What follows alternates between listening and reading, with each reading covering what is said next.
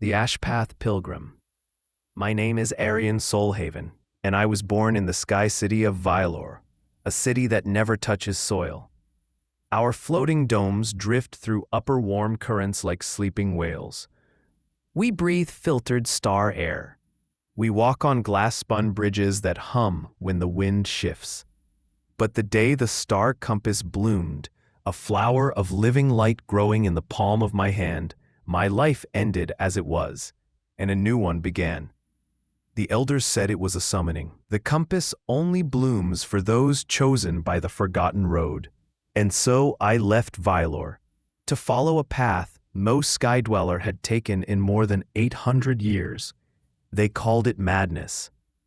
I called it purpose. 1. The obsidian salt plains. The star compass pulled me downward, through the cloud belts, until my glide wing brought me to the salt plains of Nivereth, a region said to be cursed by the storm spirits. The plains were a black mirror, sheets of obsidian salt stretching endlessly, reflecting the twin suns in perfect upside-down clarity. The air smelled of burnt copper. The ground hissed under every step. Out of the silence came the glass lizards, translucent reptiles whose bones were hollow chimes. When they ran, they filled the air with the feathered marshes of Ira. The plains ended like a broken dream, dissolving into endless pale green marshland. These waters were alive, not with fish, but with sky orchids, flowers that hovered above the surface like jellyfish, held aloft by thin shimmering wings. Every time they flapped, they cast tiny rainbows. The Irians, the marsh inhabitants, walked barefoot and wore cloaks made of pressed feathers. Their language sounded like flutes, each word a note. They traded not coins, but stories. When I asked for guidance, they led me to the memory root, a colossal tree whose branches grew downward like ropes. The Irian keeper pressed my palm to the bark, and for a moment, I saw an ancient vision, pilgrims like me, hundreds of generations ago, following the same glowing path in their hands.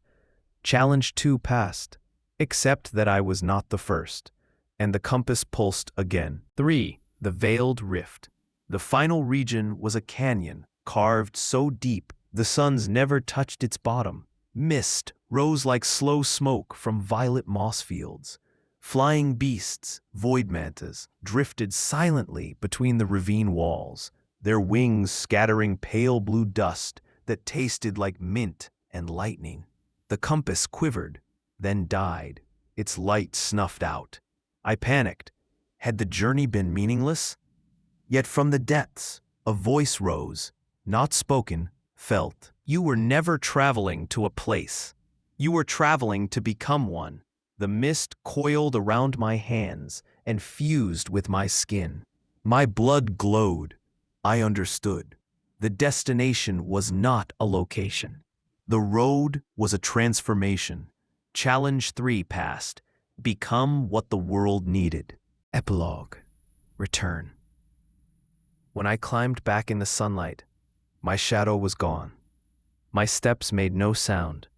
The winds now obeyed my gestures. I was no longer Aryan the Sky Child. I was a walker, a keeper of the old path. The star compass was no longer on my skin, because it had moved into me. Now the road will bloom in another palm someday, and I will be there, guiding the next pilgrim toward the rift, because journeys in this world are never traveled for a single lifetime. They are inherited.